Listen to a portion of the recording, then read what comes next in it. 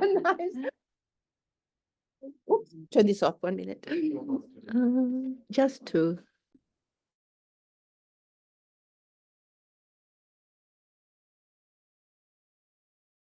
At the beginning of the teaching, Shakyamuni Buddha's praises to Shakyamuni Buddha.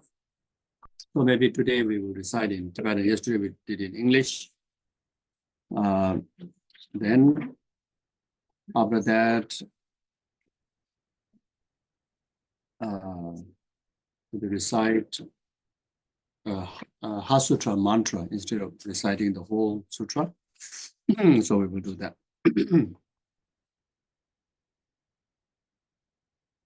Yeah, so first of all, feel the present, settle your both body and mind in the present time, in this very celestial land of the so many Buddhas,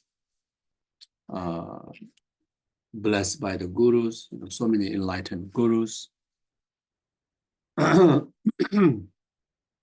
So it is a very conducive, for us to very safe, very, very protected. You can also regard very secret, and just simply kind of sing into it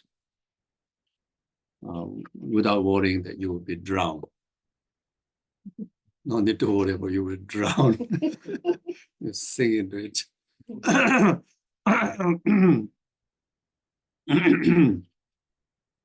Yeah.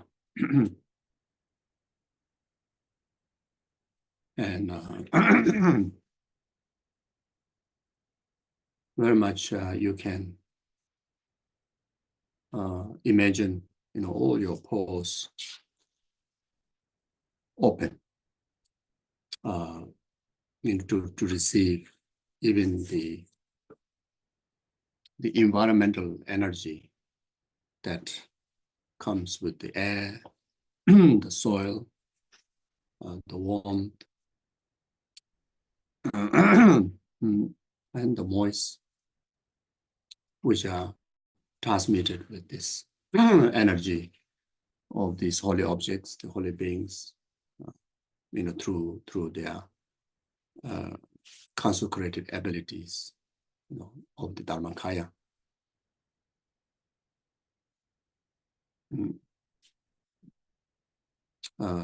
Same to your mind, your feeling, everything become receptive for all those positive energy. Whatever mindset that we may have before, oneself take a break from that.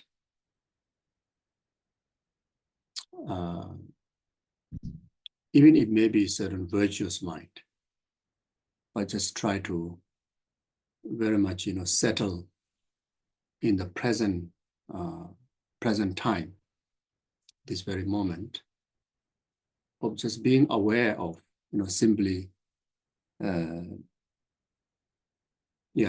be aware of all those energies are observing into you. Feel of air, you can feel this is the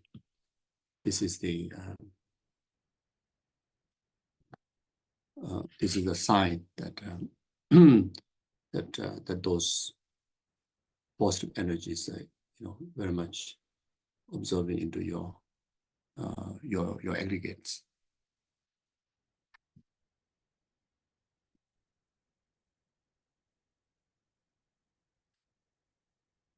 You try to feel a sense of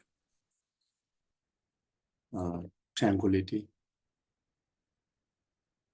sense of vastness, openness.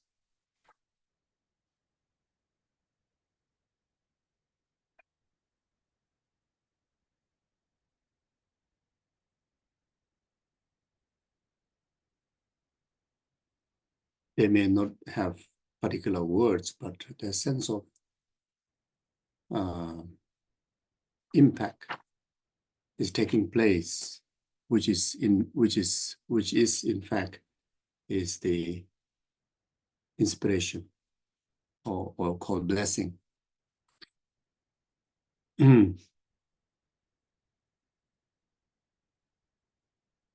And that serve yourself and entirety of your base, the aggregates, become so conducive to able to develop all the qualities in all the Buddhas, like such as Mother Tara has.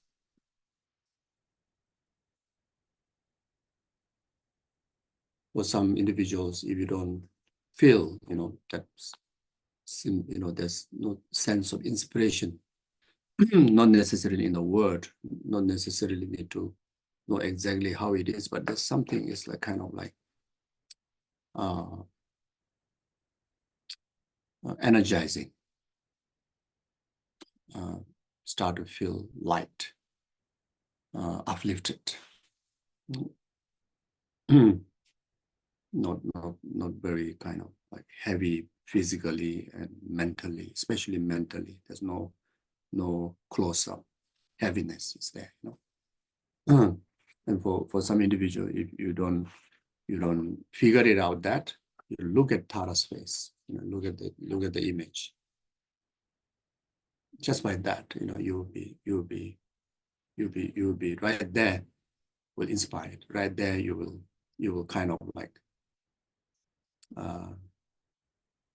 draw you into the Tara's wisdom. And very much you become the reflection of her own qualities, into you.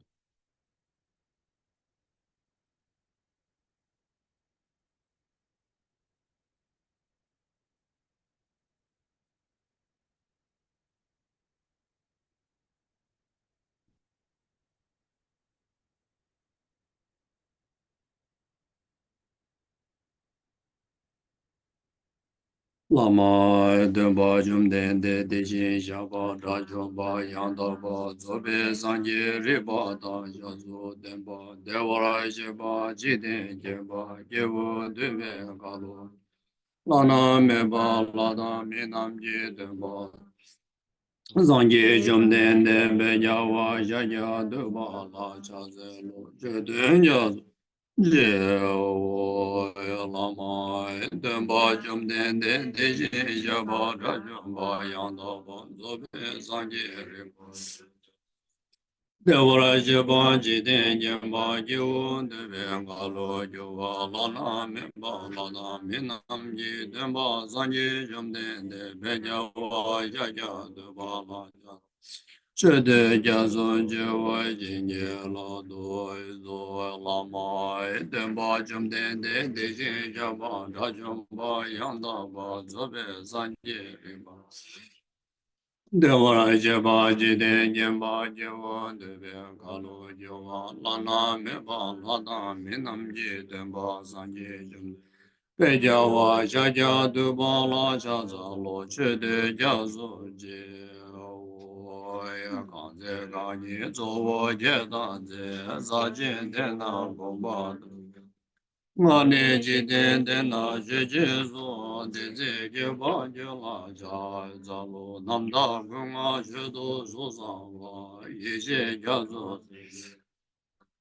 Daba Jide Zona Lanyewa Gombo Jini Zela Jai Zalo Jenzo Demba Dime Daveja Sedo Dava Jela Jai Dela Jera Zeba Zuma Je Nyame Tenzin Jela Jai Zalo Gombo Doje Jedemba Tamje Jembe Demba Sena Yende Jazo Jen Deje Jela Cha Zalo Dabe Deja Dava Jo Jeve Jedo Dena Jejo Mai Jijo Jela Cha Zalo Dena Deve Lamya De Laba Dala Rabdun Xinye Naba Yunden Den Gende Laya Cha Zalo Sanye Zola Cha Zalo Gebe Jela Cha Gende Jela Cha Zalo Zola Dadu Guja Za Chanza Beba Tamje La Shindu Gende La Le De Baye Nam Gendo Chede Debe Cha Zalo Dikpa Jiya Mi Cha Xin Jewa Benzo Zoba Rangi Zemne Yozo Demba Ye Gama Rari Mame Da Yuma Zeba Jubo Da Mela Lo Da Dinda Bo Deje Jana Deda Da Senam De Tamje Zeba Goba Dene Keje Dadu Gada Nada Jib Sebe Zole Lo Lo Ra Yo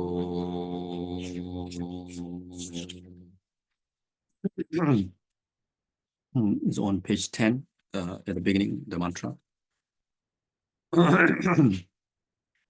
Yeah, so specifically dedicate this mantra recitation to dispel all the inner outer secret hindrances. There's no there's no greater power than this mantra. This is the essence or the mother or the root of the entire mantras.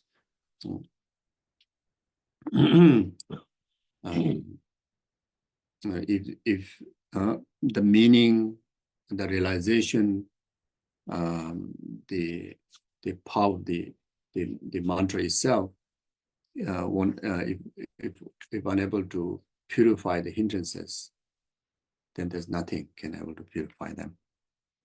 You know? So yeah, so on the basis of that understanding, then develop genuine, wholehearted sense of faith. Faith is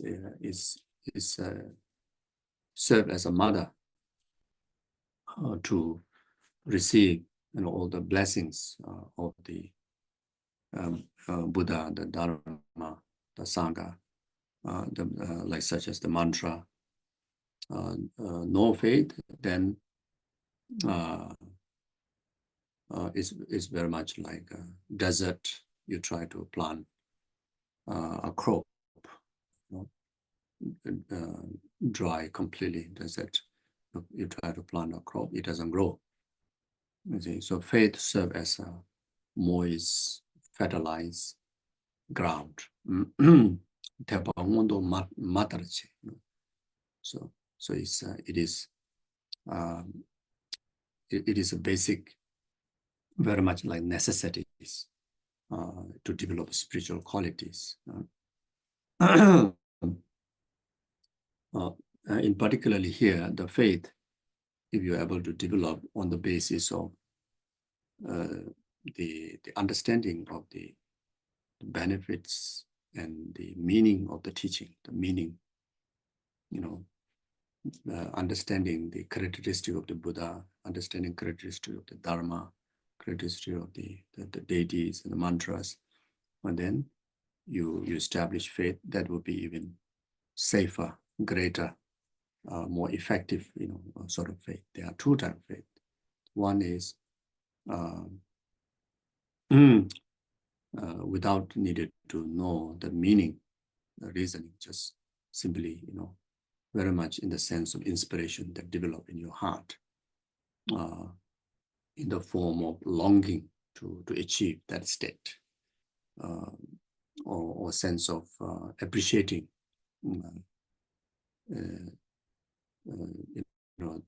the Buddha and Dharma.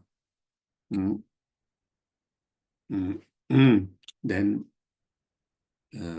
certain type of faith is naturally believing, just you have this capability to just believe in, so there are three type of faith there.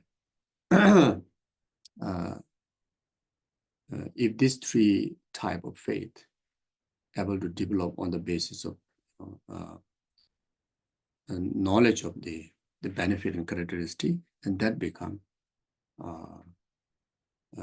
more stable faith. It won't shake, in difficult time like that.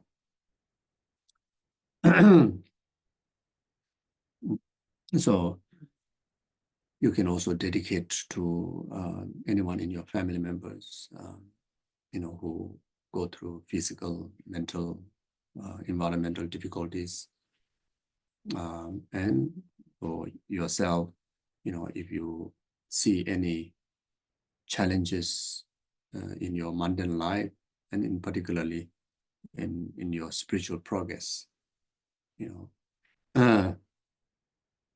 including that you realize that there's a lot to practice, much to learn. So require quite a lengthy life to complete the path, but yet there's a occurrence of physical health issues. So these are big obstacles. So you dedicate, the Hasutra you can do in your place of time, which is simply reciting the mantra. Can be so beneficial. It will restore our life by clearing those obstacles. And there are so many obstacles that which we don't even know, which called the secret obstacles.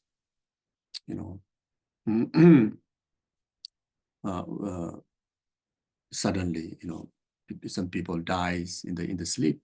They're healthy, they dies in the sleep. They just driving in a very nice wide highway, but then get accident, dies. And those obstacles could be the causes of those obstacles are secret. We cannot predict. And such practices, very helpful, like recitations of the Hasutra mantra all the time, can be very, very beneficial. Then worst one is the obstacle of distraction, distracting our time, our senses, in particular our mind, meaningless activities, meaningless thoughts, meaningless ideas. That's the worst one, worst obstacle to waste our precious human rebirth, and not only waste our precious human intelligence and human capability, but it also bring a lot of trouble. Thinking negative is distraction. Thinking negative, having the anger mind, grasping mind, brings so much trouble, so much inconvenience to our mind, which really, destroy all the peace, and it also affect our physical health and pollute the environment. Very destructive. Then sometimes we just stay blank, like a sleeping state. And sometimes we just spend so much of time just doing very little meanings, yeah.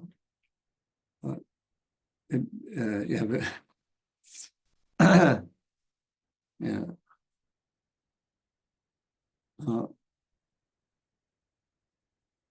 So if we don't have a good motivation, proper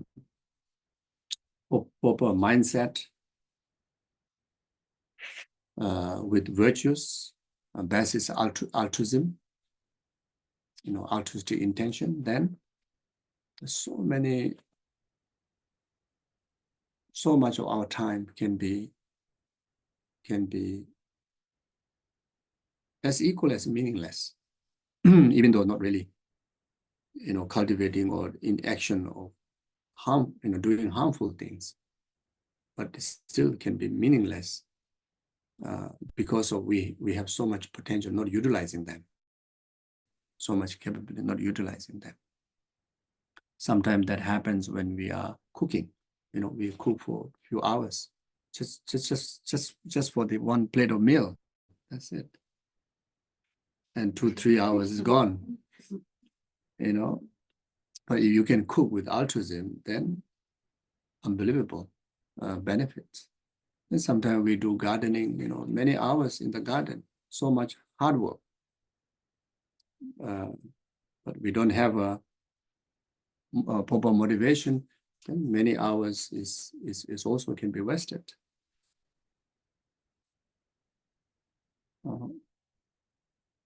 Then every day, every 24 hours, about 6-7 hours, we go to sleep. And if we don't go to bed with, correct motivation, the human intelligence, that which is still intact, even in the sleeping time, is wasted. It's completely wasted.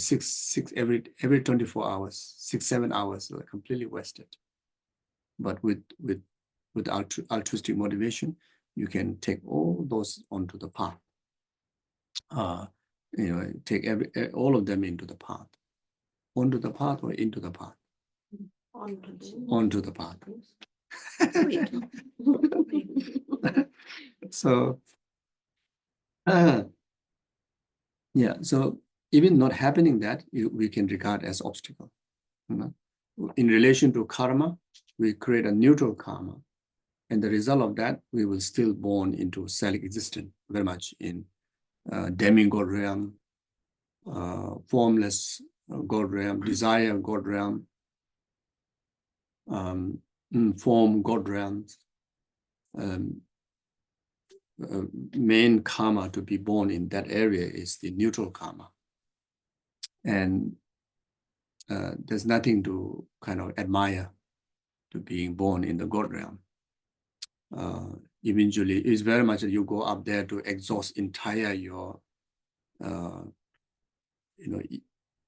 numberless eons of life of accumulations of merit. Then the next rebirth, very much, we fall into the lowest unfavorable rebirths, like that. Yeah.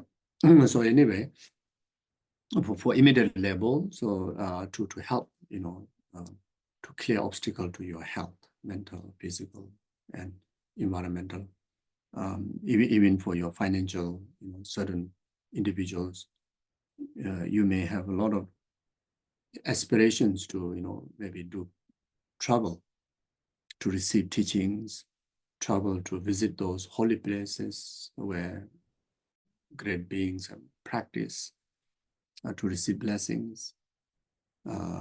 Wanted to do so much retreat, but then financially, some individual, they don't have the capability. Those are also obstacles. So, you can, it will be beneficial even for that. And some individual, there's no support from family, or all your virtuous doings, also to clear those obstacles like that. Tayata om gade para sam gade buddhi soha. Tayata om gade para sam gade buddhi so. Tayata om gade para sam gade buddhi so. Tayata om gade para sam gade buddhi so. Tayata om gade para sam gade buddhi so. Tayata om gade para sam gade buddhi so. Tayata om gade para sam gade. Tayata om gade para sam gade buddhi so. Tayata om gade para sam gade buddhi so. Tayata om gade para sam gade buddhi so. Tayatha Om Gade Gade Para Gade Para Samgade Buddhiso. Tayatha Om Gade Gade Samgade Buddhiso. Tayatha Om Gade Gade Para Gade Para Samgade Buddhiso. Tayatha Om Gade Gade Para Samgade Buddhiso. Tayatha Om Gade Gade Para Samgade Buddhiso. Tayatha Om Gade Gade Para Samgade Buddhiso. Tayatha Om Gade Gade Para Samgade Buddhiso. Tayatha Om Gade Gade Para Samgade Buddhiso. Tayatha Om Gade Gade Para Gade Samgade Buddhiso. Tayatha Om Gade Tayatha Om Gade Gade Para Samgade Buddhiso. Tayatha Om Gade Gade Para Samgade Buddhiso. Tayatha Om Gade Gade Para Samgade Buddhiso. Tayatha Om Gade Gade Para Samgade Buddhiso. Tayatha Om Gade Gade Para Samgade Buddhiso. And also reciting this mantra will help to leave an imprint of the entire stages of the path. So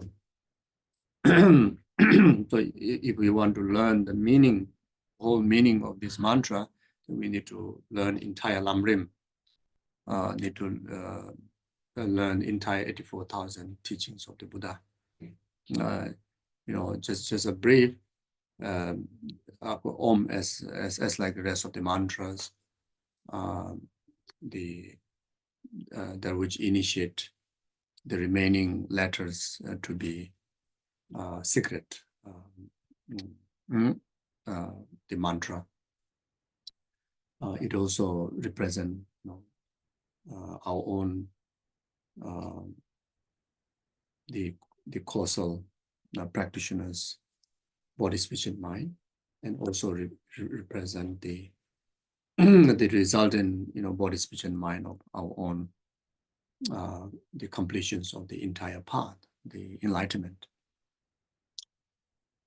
Then before that, the mantra Tayatha is Tayatha, referring to the Tathagatas that thus gone beyond, very much meaning all the Buddhas of the past.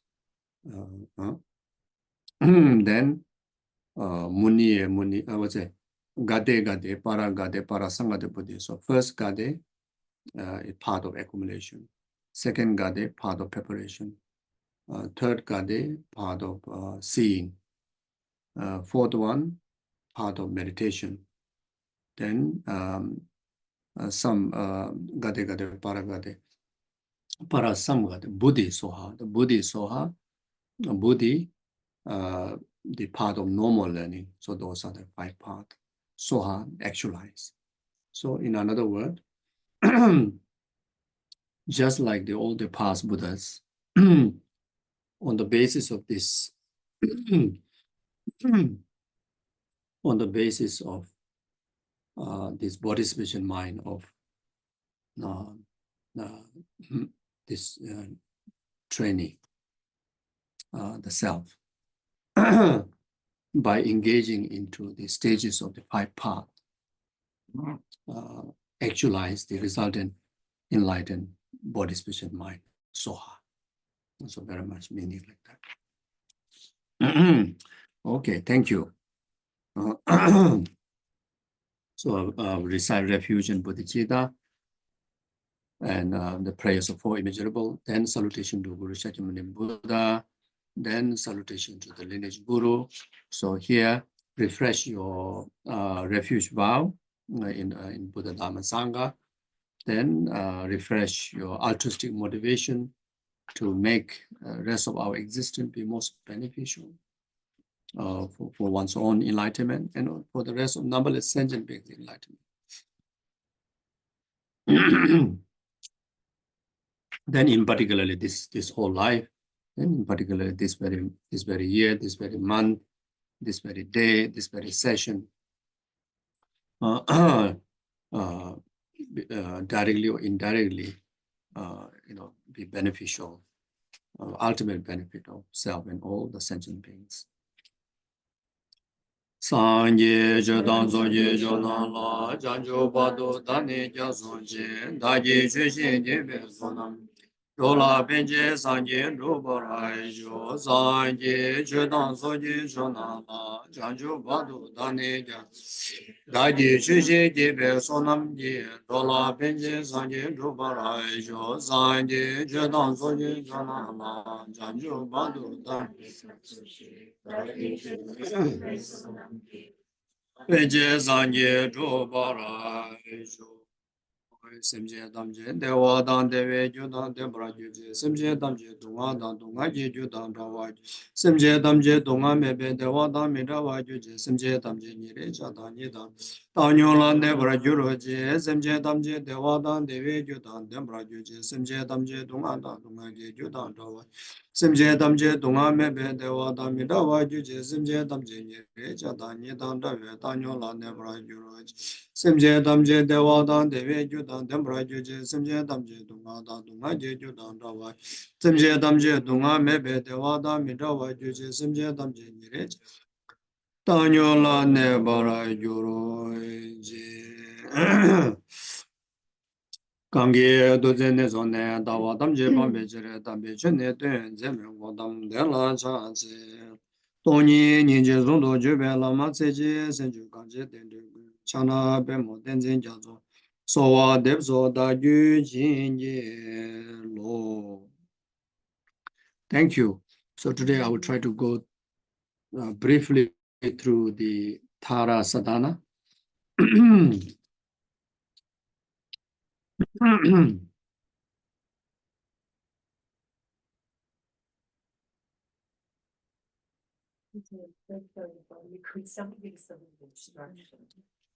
About whether it's a book, whether it's online. Oh, online. Or not. Just a short manual. Oh, yeah, okay. Saji Beje Joje Mendo Dam Rirab Leje Nyende Jembade Sanje Shindo Mide Goa Dogun Namda Shinla Chebarai Shoye Dam Guru Rana Medala Kamneya Daya Mi. So it's online. The short practice of Green Tara, Thank you so much. including the praises to the 21 Taras. Gyabje Lama Sobarambache, Lama Tute Yeshe. And then, yes, so there's an actual practice on page 5. Then after that, commentary on the Green Tara by Gyabje Lama Sobarambache. Then praises to 21 Taras, praises to 21 Tara, abbreviated version, praises to 21 Taras, literal English translation. Oh, okay. Yeah, that's all. My responsibility right here, actual practice.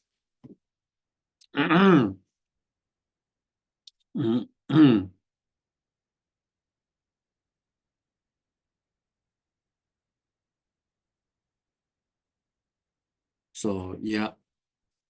So the actual practice. So this sadhana,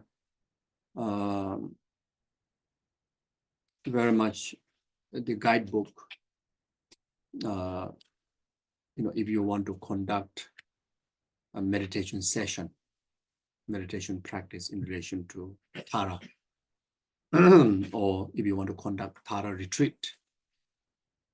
Of course, there are many varieties of Tara sadhanas. And also in relation to different schools of the Tara in Tantra, like such as Siddhamani Tara, Aisuke Tantra, then the Kriya Tantra Tara. Then also each of the individual 21 Taras, they have their own sadhanas, they have their own different practices. But in order to get into that detail or get into that specific sadhana practice, we need to receive initiation first.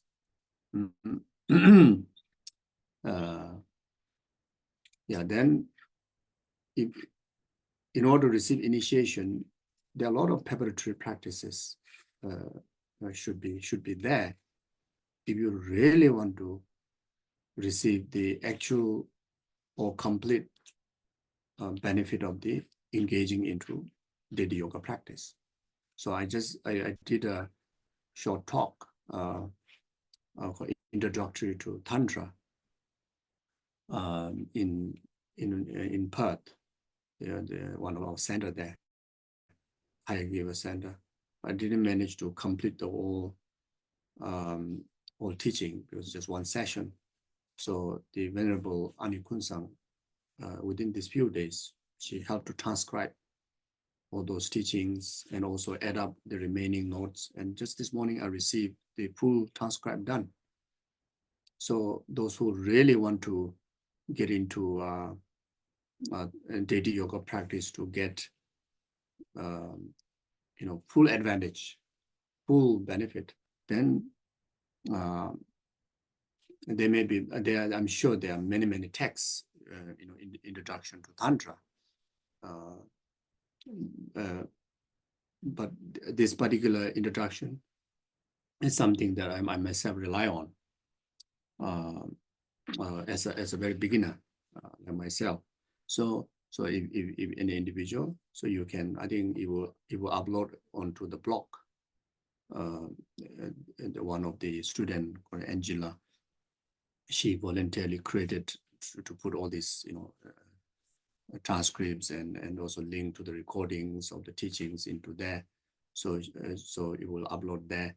So this tenzinzopa.com. So I'm now promoting my blog. So please like me, subscribe me.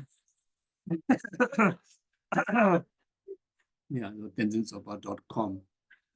Again, double like, double subscribe. So yeah, so maybe those of you I hear, within the last 1-2 days, when we have a conversation one-to-one, some individuals are showing so deep interest to travel, really steadily, and not just hope on and hope off. Like in Perth, there's like cat bus. Hope on and hope off. So some, they like to go step by step and, like that. And so there's some guidance there. So you can refer to. So this sadhana can be adopted by both initiated one as well as those of non-initiated one.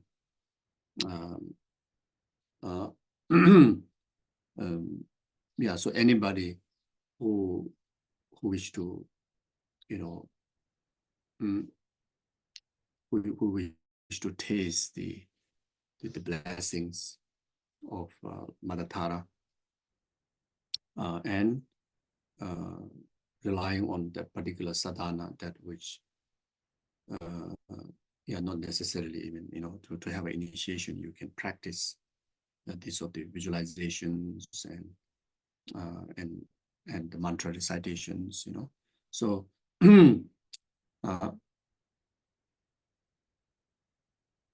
but if you have the initiation, then there are much more detailed and much more yogas that you can integrate. There's one particular meditation, especially to do with the sub-generation. If you have initiation, then you have the advantage of to be able to become Tara. Even before becoming resultant Tara, even in the causal stage, you can become Tara.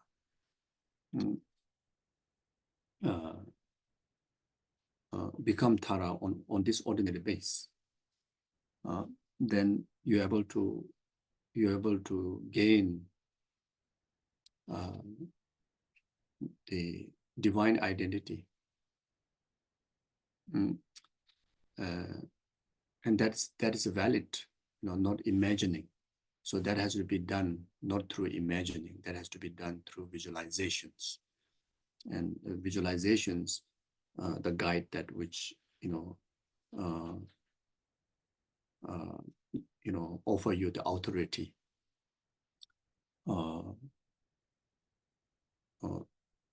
very much gain all the different characteristics needed to become a Tara after the authority of initiation is granted. Initiation is very much meaning permission to enter to the mandala of the Tara. That's called one. So the qualified guru who have the authority of him or herself receiving the initiation and preserving the samayas intact, and who come to a point that gain the authority, is very much like when the son or the daughter is fully capable to be independent, or fully capable to carry the family lineage, then those confident parents give you the full authority. I don't know whether I did a good example or not, but something like that. So yes, so we are not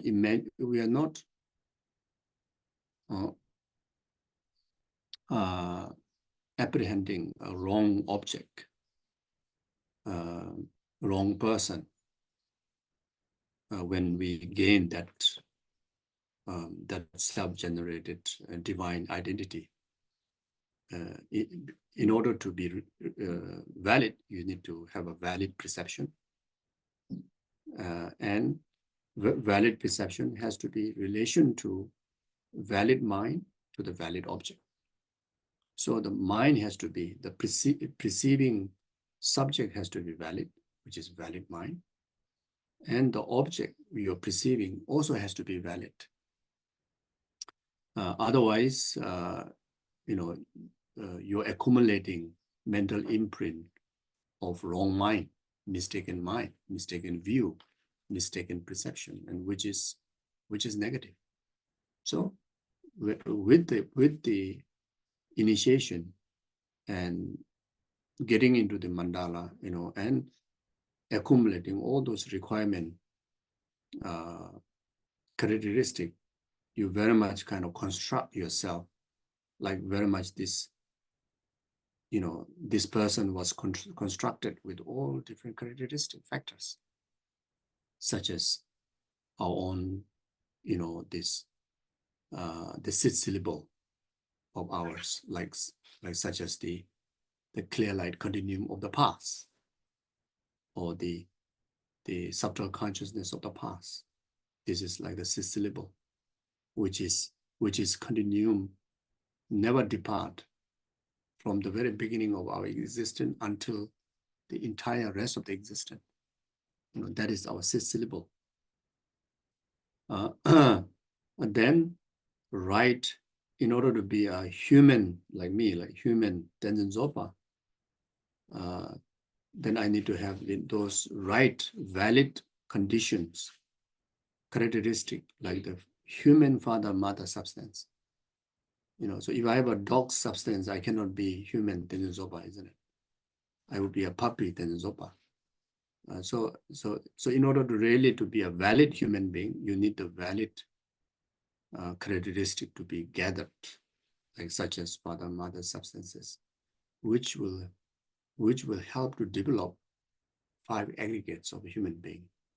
And that 5 aggregate is the valid base to recognize, or to identify as an identity of the human, a person, and given particular name labeling that which has its own interdependent relation, valid interdependent relation to the base, then give Tenzin Zopa. So I definitely become Tenzin Zopa. I'm a valid Tenzin Zopa. No, maybe the Tenzin Zopa is valid. I'm not false. You're seeing me is you're seeing real me, valid me, isn't it? Do you see me something else? Mr. Bean, you don't see Mr. Bean. You don't perceive me as a Mr. Bean, isn't it? You perceive me as if you perceive me as a Mr. Bean, it's a mistaken view. And I don't have the characteristic of Mr. Bean. I don't have a correct, valid base of Mr. Bean. So you see, so similarly, this, you see, so it's very much like that. There is like a womb, like a mother's womb. There's like a lotus, when you visualize. Then, like the clear light continuum, there's a syllable tam. Like the valid conducive characteristic to serve as a base, to be able to label yourself as Tara, there is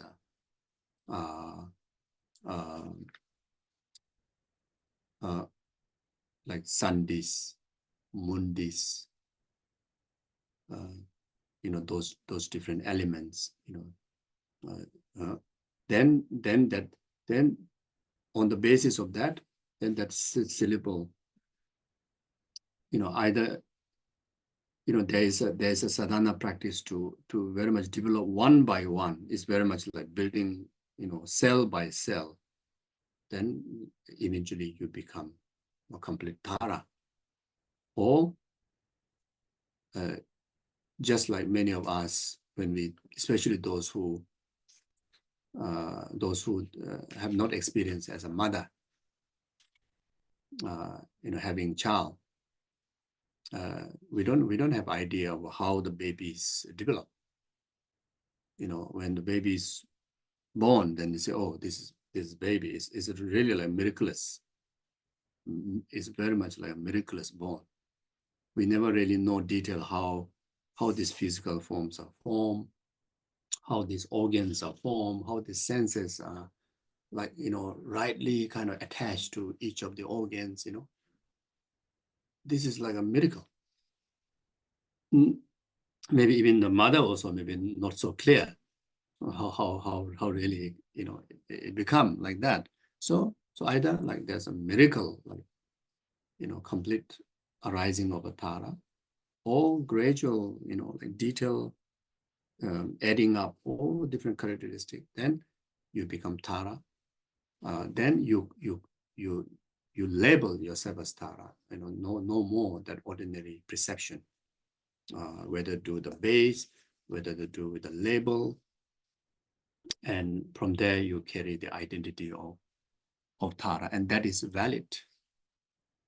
The perception is valid, and the base also valid, and it is so powerful if you're able to sustain that divine pride without any interruption of ordinary perception, like falling back to your ordinary knowledge about yourself, and including the environment, both self and environment. If you continue to sustain only divine perception, whatever you see, whatever you think, whatever you hear, whatever you touch, whatever you feel, everything is Tara's I am Tara. You are manifestations of other Dakatakinis or Buddhas or Taras. Whatever you hear is, the Taras like mantra. All the voice of the Tara's speech. Whatever you touch, you're touching celestial existence. Whatever you see celestial existence. Of course, initially you exercise, through sessions, through sessions. And when we get into post-meditation session, we very much will lose that,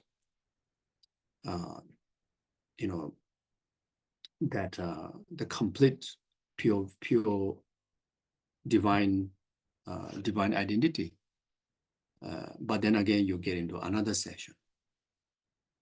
Then again, completely absorbed into that divine,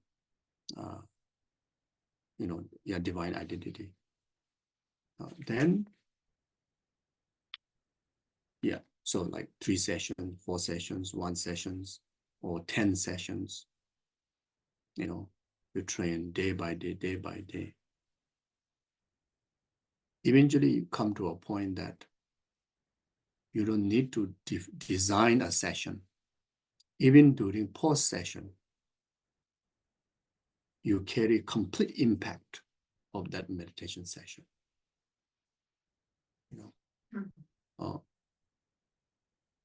And that able to sustain in any situation, and there's complete empty from your system of ordinariness, for sure, of delusions.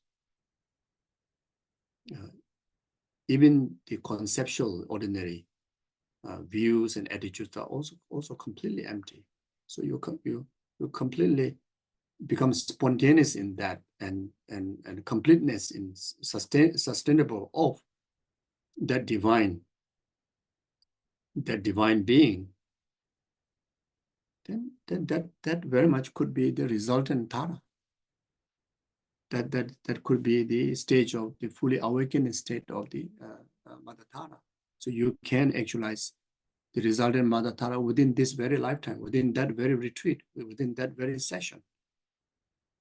You see, so very much the intense kind of training, and there are many methods, many ways, which is the sadhana, that helps to kind of scrub away, purify whatever needed to purify, and whatever needed to replace the positivity, the Tara's celestial blessings.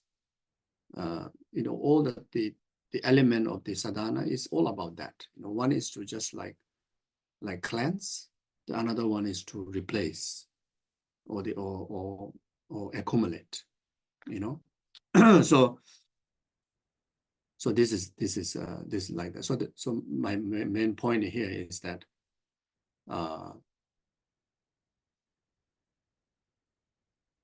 you may have a question. I'm still ordinary person, and I'm just imagining. It's like not real. Just I'll say just to make you believe it's real, but not real. Not real. But when you're really into a practice, in fact, it's real. That's what I'm trying to say. It's not, you're not just imagining something is not you. If you are capable with your level of the sadhana practice, you really the one of the reason of accumulating the similarness of the resultant Tara in the causal stage is to accumulate direct cause to the resultant Tara. So you have to of course, the causal stage, resultant stage is 2 different things, isn't it? Even by the time, even by the phenomena itself, is 2 different two different phenomena. Causal Tara, resultant Tara is two different. But it is the same continuum of yours, not others. You know, what we're going to achieve Tara is not the Tara up there. You have to awaken your pre-existing Tara. You know, you just need to fully awaken. You know, you just have to, how to say, yeah, as I mentioned, I think in the first day, just simply clearing the ignorance, clearing the defilements, and you come to knowledge of your completeness of your origin, your true being. So, so the exercise of at the moment visualization is through referring to the sadhana and through referring to the teaching, is very much technique to, you know, cleanse ourselves to able to reach that point. So these are the benefit of retreat. You know, these are the benefit of the sadhana practice.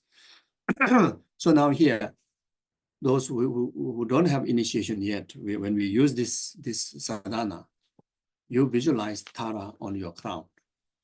And that Tara, the crown or in front or everywhere, you know, you're not yet able to create that newly becoming Tara, but you can still practice the oneness of Tara.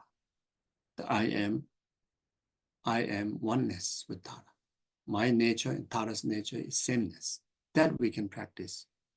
But that has to be not by the way the initiated one are becoming Tara, but very much dissolving of the blessing from the front.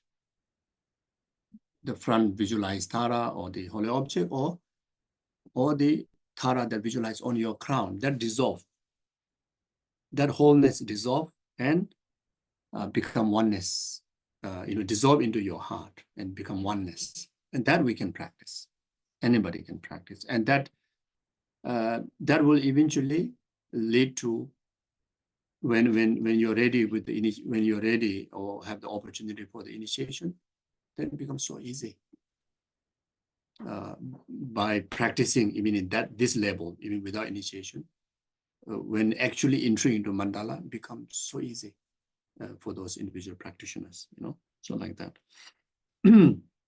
So now here, Gyabje Lama Sopa Rinpoche compile the preparatory practice to the actual meditation of Tara with the Lamrim meditation, and which is very powerful tool to gather, you know, very stable base where you can, you know, where you can actualize the full benefit of the sadhana practice. The main point of the Lamrim is three principal aspects of the path: renunciation, bodhicitta, emptiness. That's the key thing, you know. So without renunciation, there won't be a genuine aspiration to liberation. And without bodhicitta, there won't be genuine aspiration for enlightenment. Without emptiness, there won't be, you know, transformation. You know, there won't be transformation from ordinary to the divine. They won't able to achieve transformation from this, you know, like myself, like deluded person to a slightly wiser person. It's not possible if there's no emptiness, that element of emptiness. So therefore, even if it is just a glimpse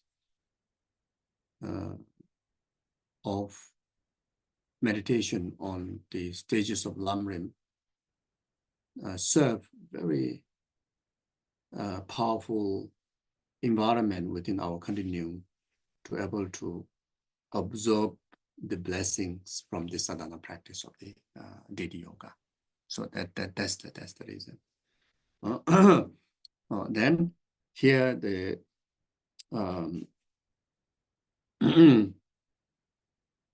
okay, if I follow the sadhana here, so glance meditation on the gradual path. So first is refuge. So why refuge? Now, if you want to practice, let's say, Siddhamani Tara, the highest level of Tantra, Tara, you need to, the essence, the practice is, there are so many forms of meditation, but the essence that you need to observe, the discipline is tantric vows. There are precepts, there are discipline that we need to observe in relation to the 5 dhyani Buddha, which are the different element of the Tara, different element that are also related to our 5 aggregates, called the 5 dhyani Buddha, like Amitabha, Amoghasiddhi, Ranasambhara, Vairocana, like that.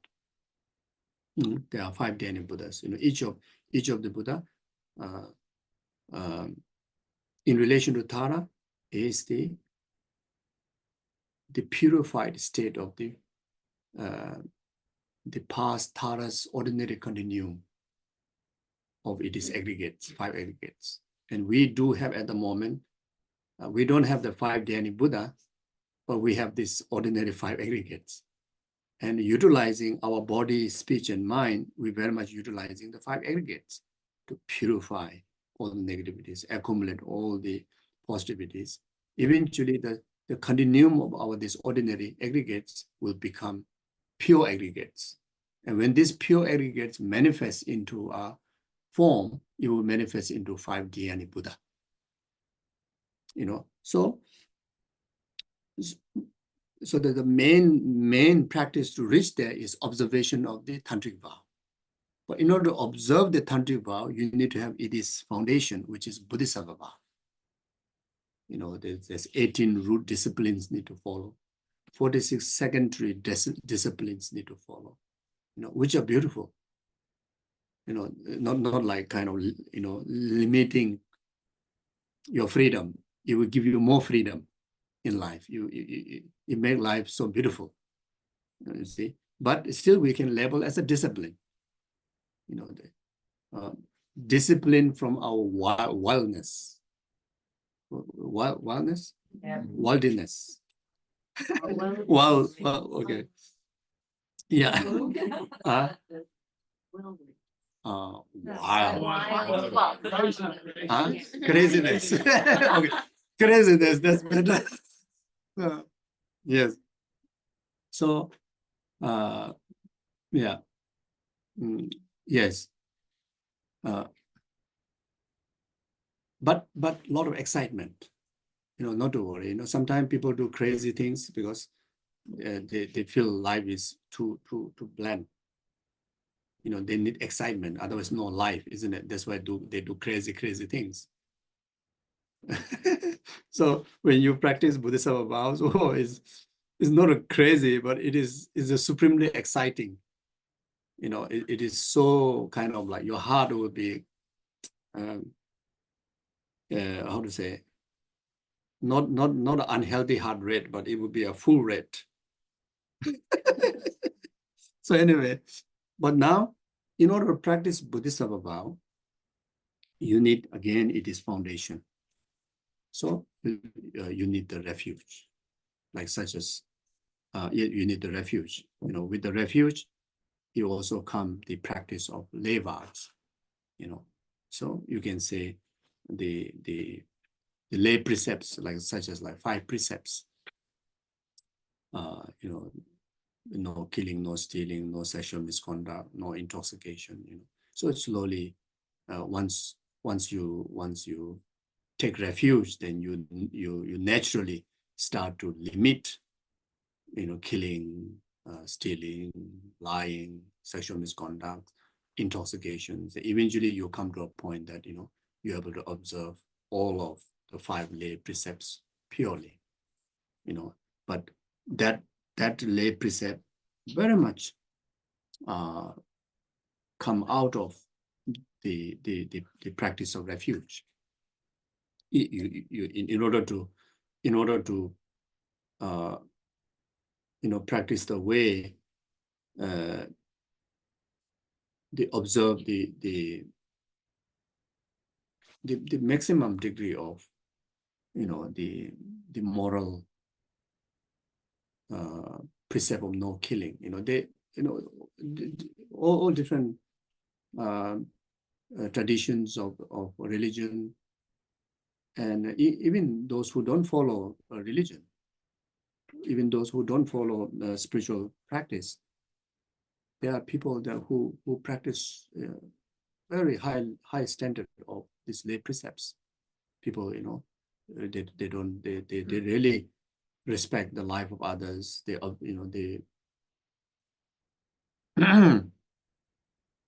refraining from causing life of others, harming others, stealing, sexual misconduct, intoxications. But here, from the Buddhist teaching point of view, the observations of the lay precept is very much on the basis of the principle of the Buddha's teaching. So when it comes about no killing, means no killing any living being, not certain living being. They are good human being. They say, I don't kill, but I fish. An example. But there's certain religion, they say, I don't harm animals, but I eat chicken. I can kill chicken. And the chicken is food. Or certain animals it's like God. Or God's pets, or God's, or similar level of gods, or even the form of gods, to certain animal. But certain animal is they're given to human being by the God as a food. They're such. Still, there's so much benefit of respecting the so many other animals, but still there's the limitation. But when it comes to Buddha's teaching, then you have to care for in every form of life. Even have to care for formless beings. Those even spirits. No question about those beings as a form. As long as it's called sentient being, as long as any living creature that has consciousness, then their life has to be respected. So that's why I call the concern of the no killing is very much on the basis of the principle of compassion.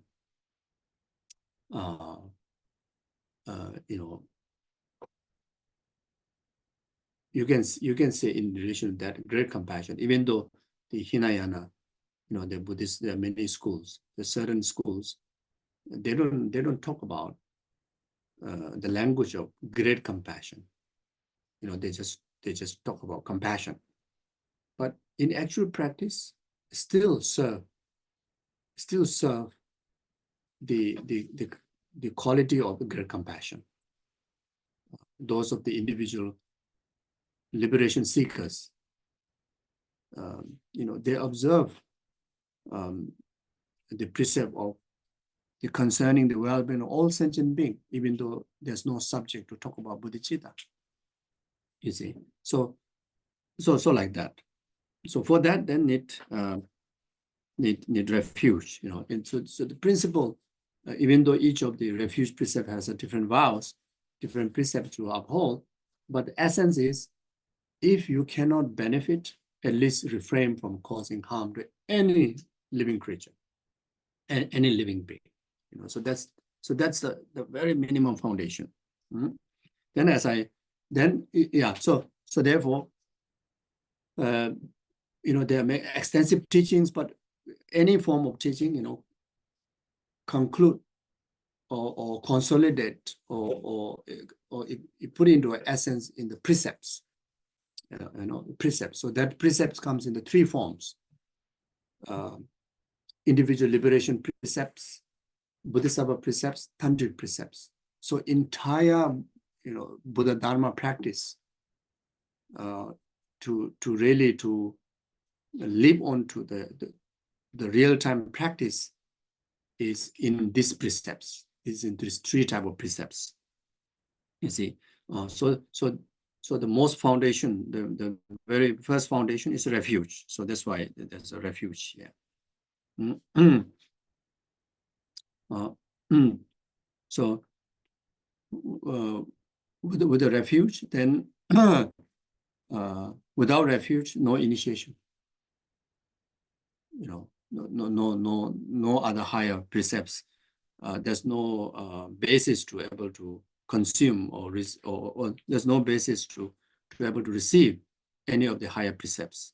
So refuge carry that kind of meaning. So you say, I take refuge in the Holy Guru, essence of all the Buddhas, original guarantor of all holy teachings and Lord of all supreme beings. So here, is taking refuge in the Guru, because we are practicing Tantra. So to practice Tantra, the Guru is the ambassador of the deity, embodiment of the deity or ambassador of the deity. So through the lineage, the Guru is fully authorized. The entirety of the mandala is very much like the keeper of the mandala or principle of the mandala. Or the whole of the mandala. The Guru is whole of the mandala. So therefore, when we use this word Guru, you don't just think about this ordinary human person to whom you are relating to as a spiritual teacher. Not just that. That Guru you have to see. You have to also represent the deity. Right? Let's say about Tara. If you relate to the Guru, you are in fact it's meaning you're relating to Tara. So you also meaning taking refuge in Tara. Then the source of all the teachings come from the enlightened Buddha.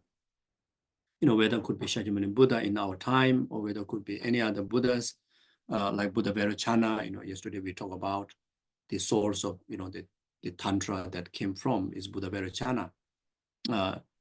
Whichever Buddha that we want to relate to, when you think of the Guru, you have to also able to see, the Buddha Vairocana or Buddha Vajradhara.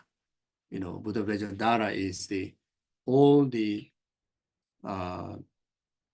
Buddha's embodiment as a form of tantric,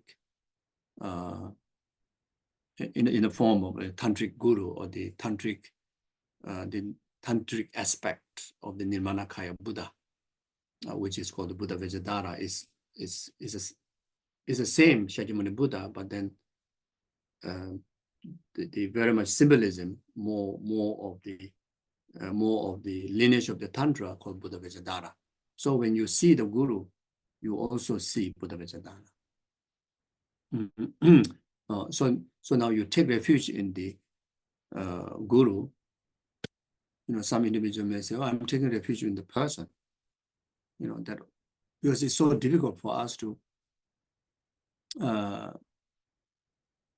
reach to a point that you really able to see Guru actually in deity.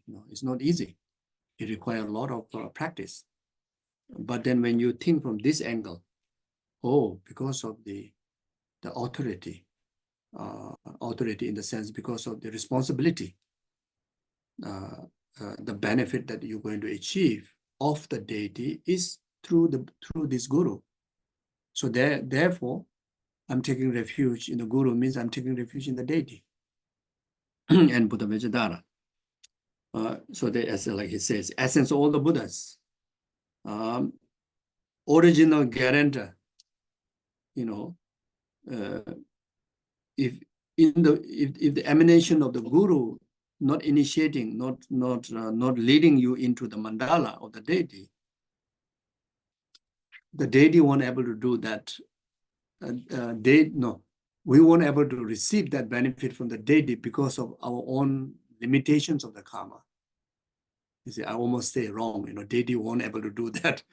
You see? So there's other, because of the limitation of our merit, Tara won't able to hold the Tara won't, we won't able to experience Tara, coming with the blessed vase to do the initiation activities.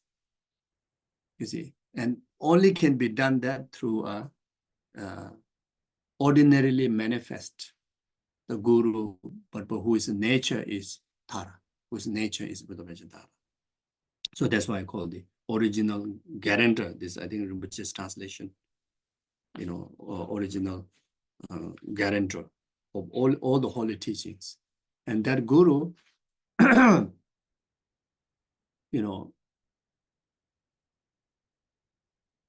we have to establish the relationship with very, very, with much care. You have to first establish, validate all the qualities that guru requires. So I've stated very detailed in the introduction to Tantra, especially in relation to Tantra, not just general. There, if you want to receive Vinaya vows, individual liberation vows, there's a specific qualities required. If you just want to receive the benefit of the Bodhisattva Mahayana teachings only, not Tantra, then there's specific qualities required. If you want to receive Tantra, Tantric initiation, Tantric blessings, the guru need to have a special, specific qualities required. So all this take time, and you need to first figure it out, such guru. You don't go to such guru by recommendation, by recommendation by your friends, whatever. Even the organization, of course, the organization has to be valid. Then if you've been with that organization for a long time, you already validated that organization as a valid lineage holder, like center or monastery that who really uphold the proper lineage. And then, yes, when the organizer kind of introduce certain guru, certain initiation, go for it. But otherwise, if you haven't spent some years of time with that organization, in that environment, then just because of there's one initiation going on, you immediately commit. Sometimes can go wrong. Maybe most of time can go wrong. Not necessarily go wrong because of the teacher is not valid or the organization not valid, because of maybe yourself not really well established the connection. You see, so so there's a proper taking time, and the way to find your qualified guru is engaging with the Dharma discourse. You go to their lecture, you go to their Dharma teaching course. Then there, the basic guidance best is you read Lamrim, the Lama Tsongkhapa who came into this was 600 years ago, which illustrated the guidance very, very easy way, very, very close to our language. Yes, Buddha Maitreya already, he also rely on Buddha Maitreya, he rely on Shakyamuni Buddha's teaching, but some of those teachings taught during that time people.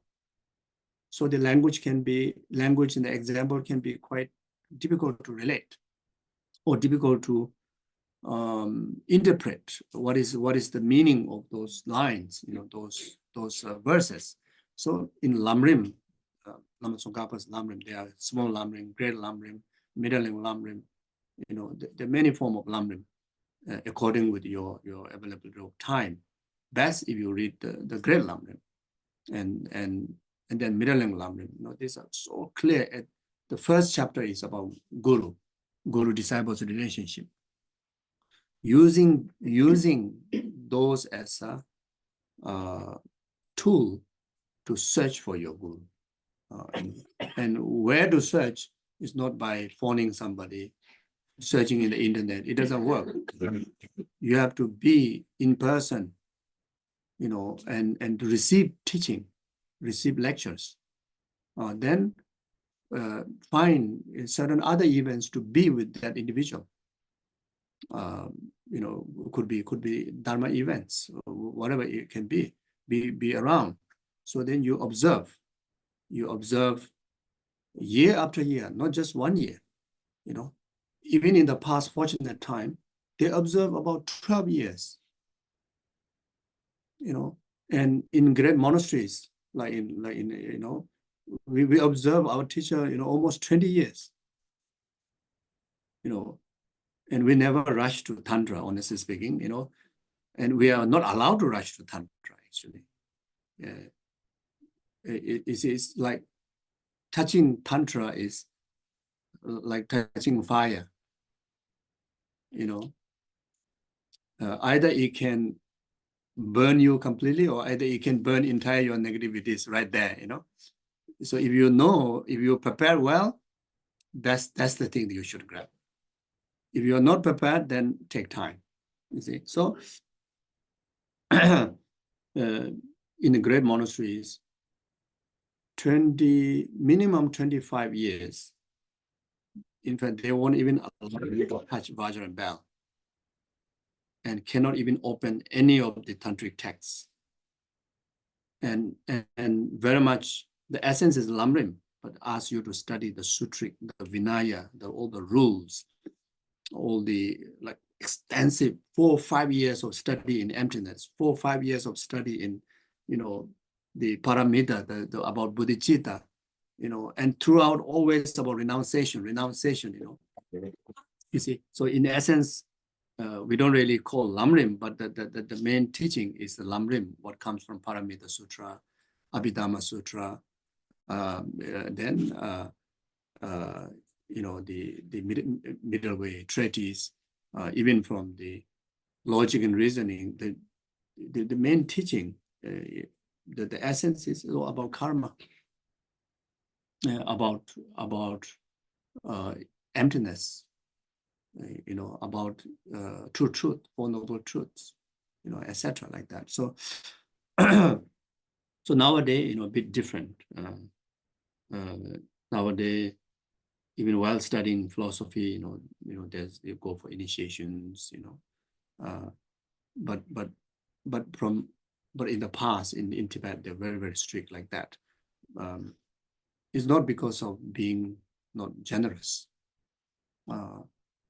There's one understanding is like this: if you're well prepared with the preliminaries, when you're ready to Tantra, so Buddha Vajradhara himself will voluntarily come to you and initiate you. But by practicing the common path, has ability to lead all the way up to the 10 bhumi.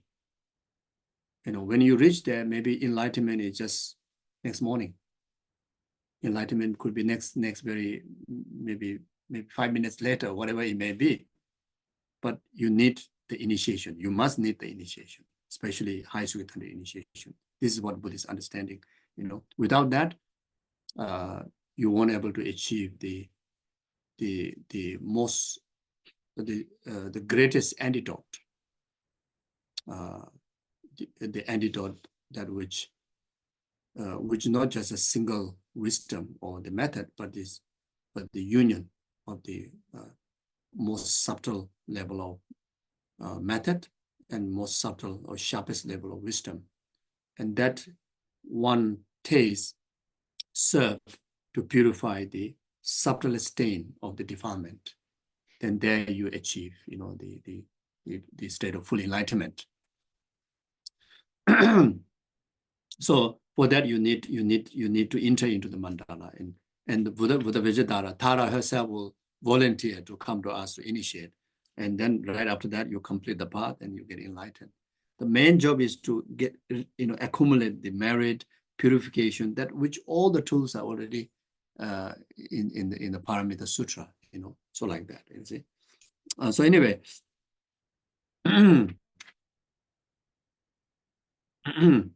yeah. So then not only the qualities of the guru, but you also need the qualities of the student. You see, without the qualities of the student, so there's also teaching, based on the Arya Deva's 400 stanza. So there's a characteristic of the students emphasize, and that without such quality, in short, is without having a clear direction, what you really want. What's your purpose to practice Tantra, or to practice, first of all, the Dharma? What's the purpose? Just to kind of run away from our ups and downs of our worldly life? No, that's not. Or run away from our normal worldly responsibilities? Not. Or just to make sure don't want to reborn in the hell realm, 3 law realms. No, that's not the purpose. Or just to get freedom from the 6 realm of psychic existence. That's not the purpose. Or just to achieve the highest, self-nirvana. No, that's not the purpose. The purpose is to actualize enlightenment, full enlightenment, solely for the benefit of the rest of the numberless sentient beings. And that urge, that reason is inspired by intense renunciation, intense compassion, intense renunciation about your own limitations of samsara, and using that as a reason to see the limitation of samsara in the rest of the numberless sentient beings. Now you can't bear even delaying one moment. Then now you say, if you follow just the sutric path, it takes 3 countless eons time to accumulate 3 countless eons merit. I need to achieve enlightenment right now because I cannot bear how much intensity of suffering that sentient beings are going through. I must need the quickest path, the swiftest path. And that is the Tantra, High Sukhi Tantra, which serve the technique to get enlightened within this very short lifetime, this brief lifetime, within this very cushion possible. You see. So you need intense, clear renunciation. Without that, the purpose is not clear. Then you may gain a lot of mantra powers, and there's even danger of misusing it.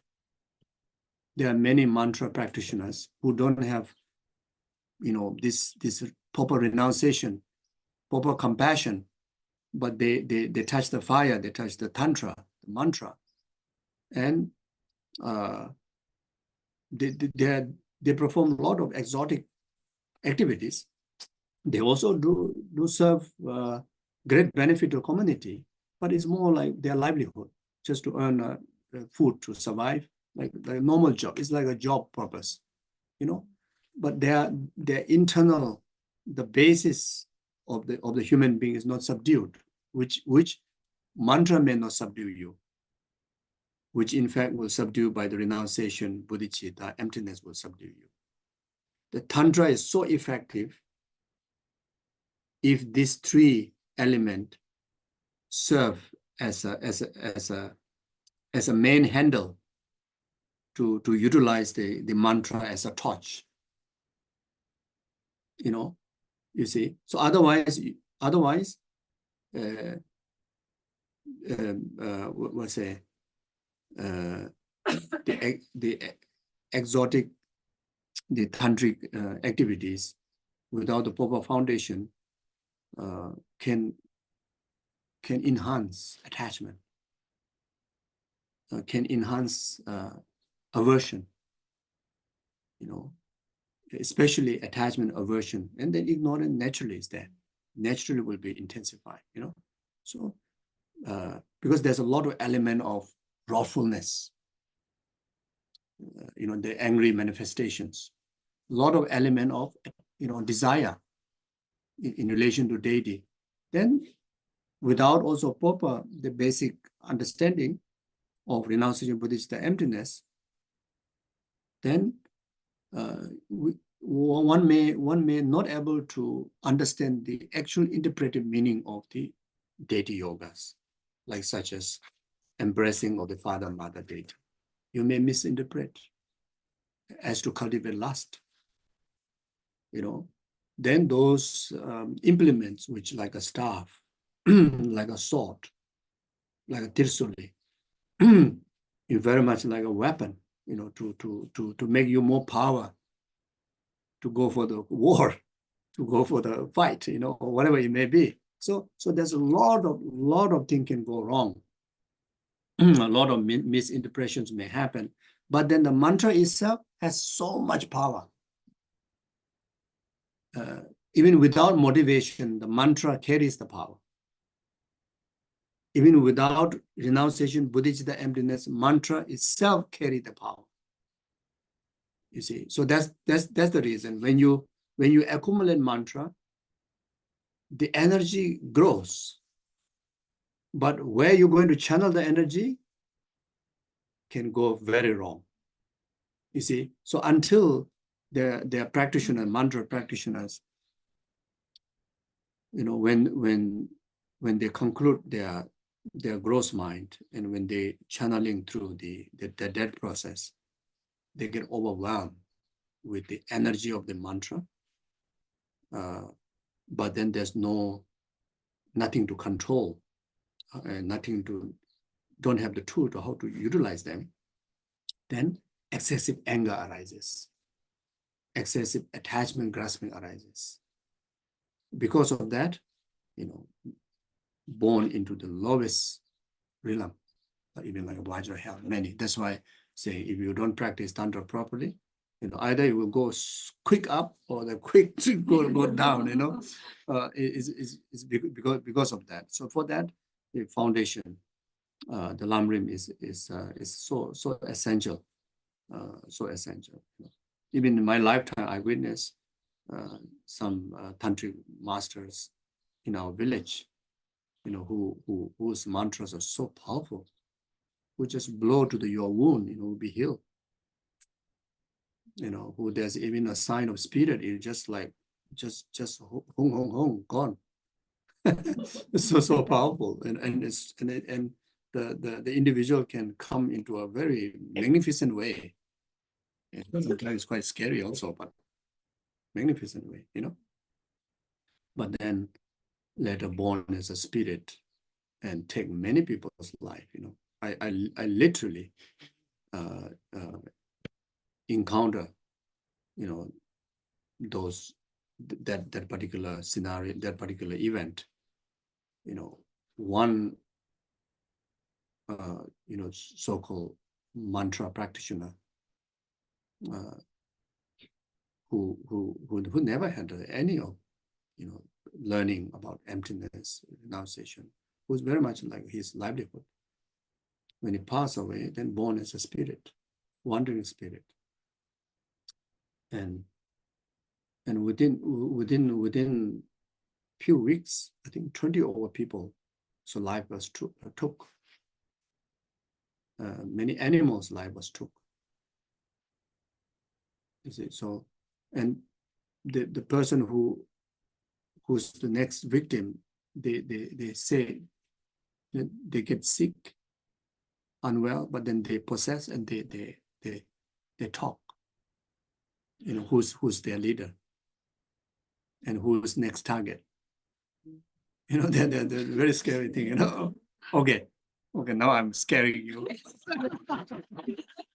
Yeah, maybe. I think it's good. First, I need to scare you.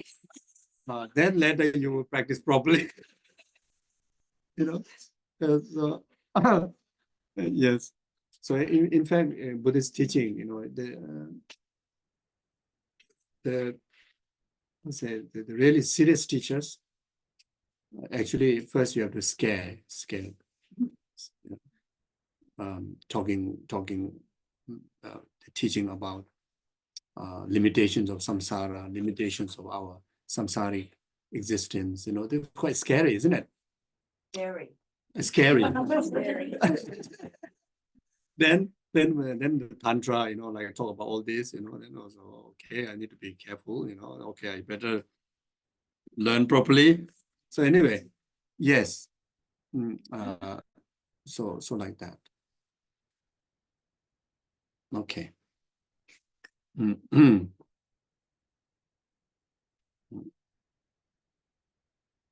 Yeah, in short, never to, without clear purpose, clear, real spiritual purpose,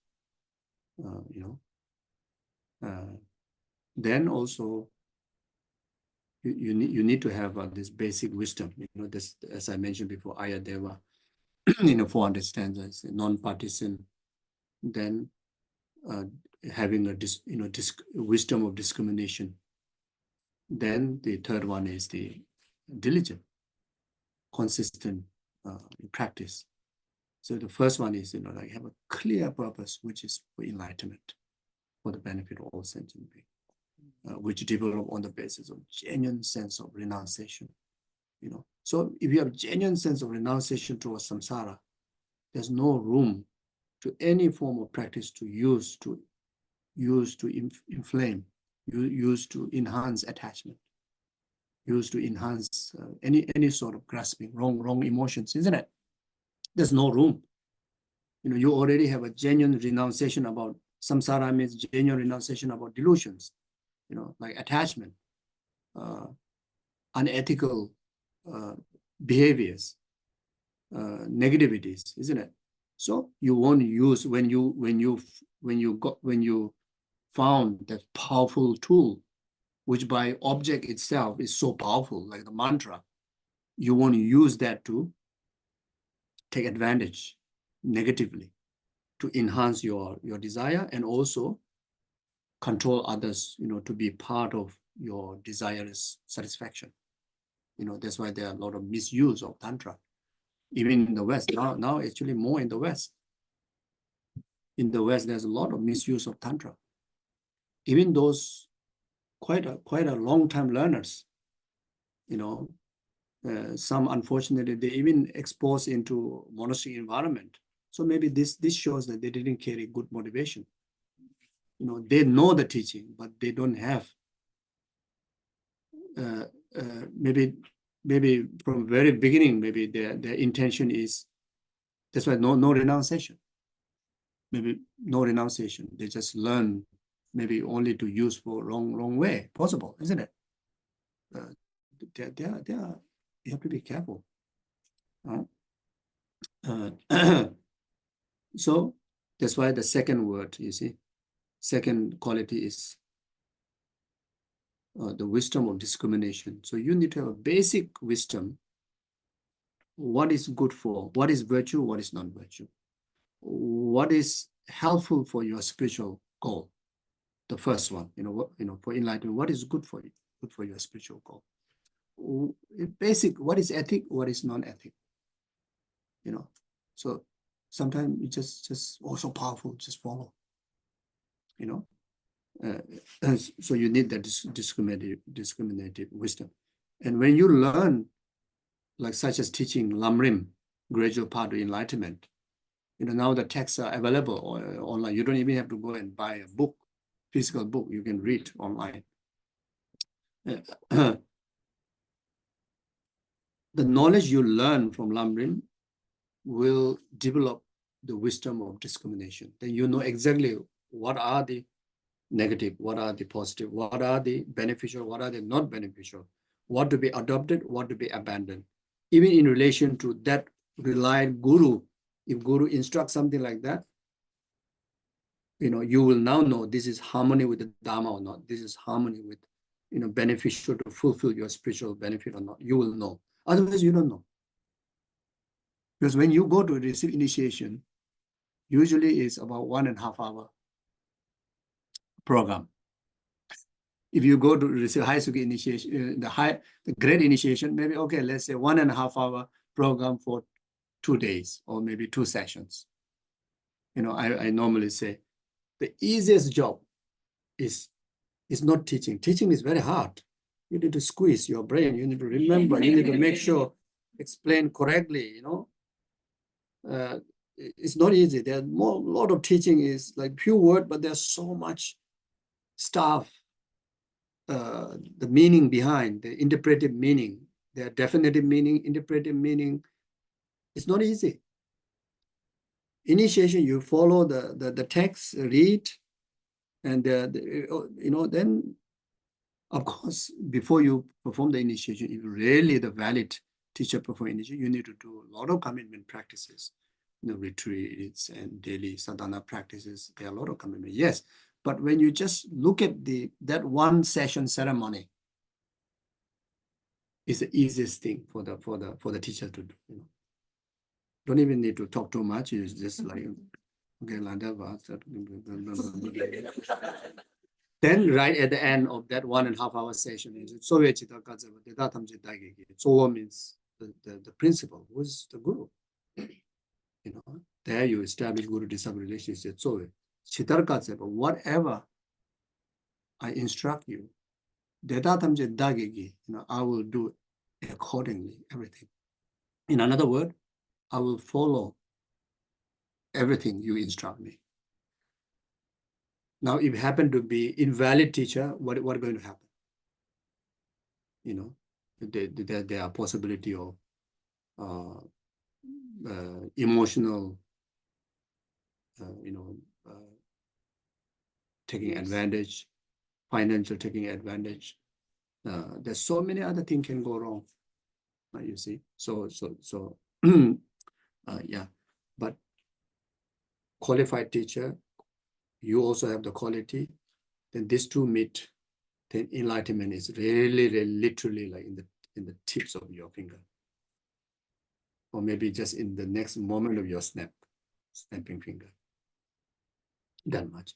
Maybe there you may not have many words to learn, or many activities to perform, but just because of that very, very intact relationship, very pure, unbelievable, you know, the blessing of the lineage, you know, you are ripened. You know, so like that. Okay. Lord of the Supreme Being. Then after that, prayer for success in the Dharma practice. Please, Guru Buddha, bestow on me the ability to unify my mind with the Dharma and be successful in practicing Dharma in order to achieve the graduated path. May no hindrances occur while achieving this path. So always good to make such supplication, in particularly in relation to Guru Yoga. Then really will have a very smooth, you know, spiritual journey, successful spiritual journey. And prayers for the practitioners of the lower capability. So the Lamrim teaching, or the entire 84,000 teaching, very much, you know, introduced according with the different mental disposition, and different mental disposition, you know, very much roughly categorized into 3: small, middling, and higher. But within small also there are many levels, like such as small capability. Those who, you know, from the point of view of Lamrim, the disciples, their ultimate purpose is enlightenment, not even just liberation, but still introduce the teachings of the small scope or small capable beings teaching. You see, so within the small capable being, first of all, 3 capable beings. You know, small capable beings here, whose objective is to overcome the limitations of, you know, 3 law realm, being born in the 3 law realm in your immediate life, and actualize higher rebirth favorable rebirth, we call precious human rebirth, where you can continue to pursue the practice. And they adopt the initial level of the Dharma practice, such as practice of refuge, such as practice of 5 lay precepts, such as understand and observe the teaching on karma, and observe the practice of 10 virtues, and refrain from committing 10 non-virtues. And very much consolidate all this teaching into three factors. One is observe pure morality. Then the second is accumulate as much virtues as possible, like such as practicing generosity. Then you always aspire, may I be born as a precious human rebirth where I can continue to practice the Dharma,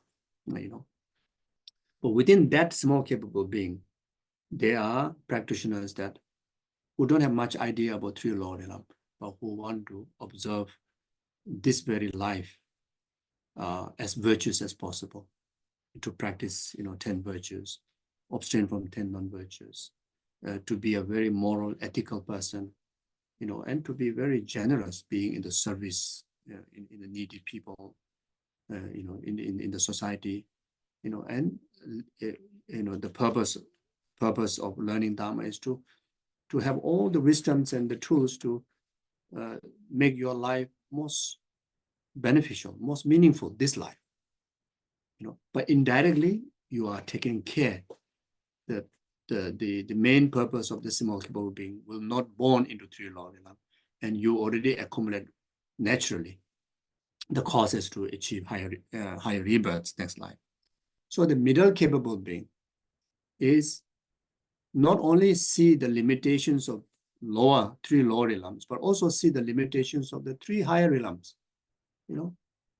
Yes, lower realm like animal realm, hungry ghost realm, hell realm, there's intense, unbearable suffering or pain.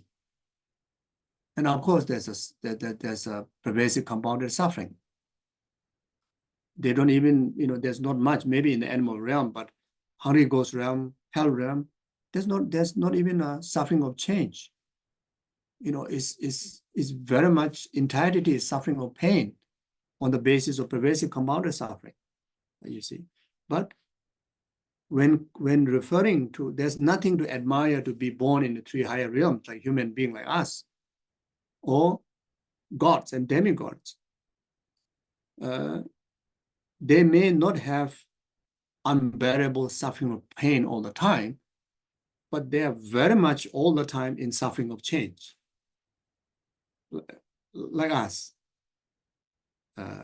isn't it? Now already manifesting suffering of change.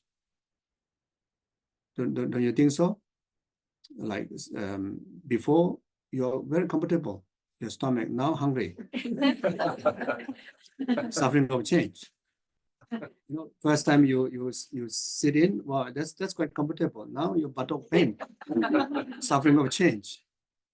Initially, okay, this first time hearing something, then it sounds okay. Now it's like, oh, he's talking too much. No break. Don't know, blah, blah, blah, blah, blah, non-stop, he don't even consider we have buttock pain, stomach, all these are suffering of change, you see? So anyway, ultimately, how blissful that you are enjoying in life, it will turn into a painful conclusion, suffering of change. Then pervasive compounded suffering are so intense, you see. Yeah, I mean, especially for human mind, it really doesn't come in your way so easily, whatever you wish. Whatever you do not wish, it comes in your way so easily, voluntarily, abundance way. This is pervasive compounding, because of pervasive compounding suffering. You see, there are so many things in our life we never wish to be separated. They just go away. Even it will go without even hints, even warning. It just go away. Bye-bye. But there's so many things that we really want to stay away, but they falls in our way like voluntarily, isn't it? Like that. So this is because of the this pervasive compounded suffering, the condemnation that carries in relation to our mind, in relation to our body, in relation to our environment. That's why called pervasive, all compounded suffering. Pervasive is pervasive in everything.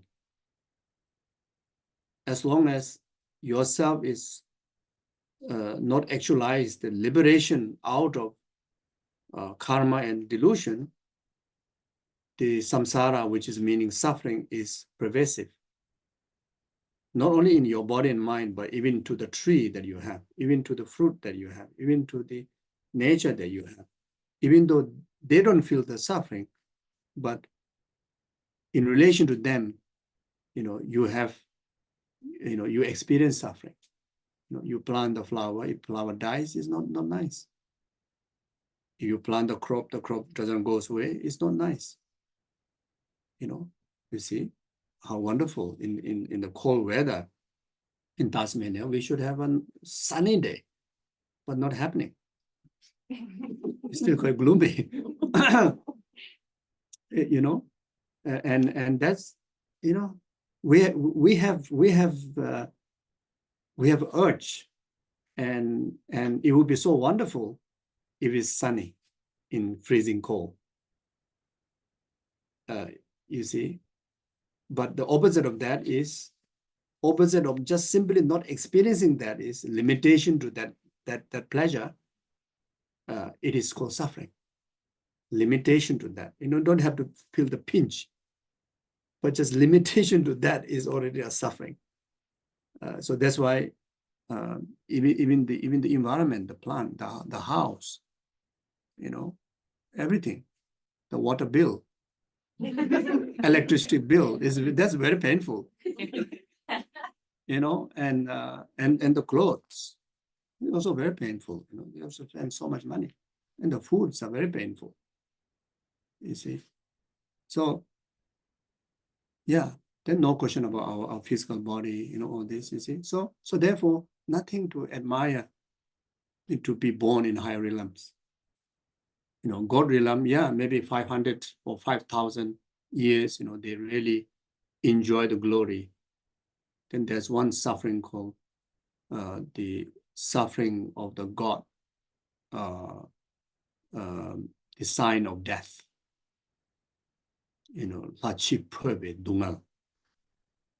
So before, all the glory, all the abundantness, all the youthfulness, they experience quite long before their time of death is determined.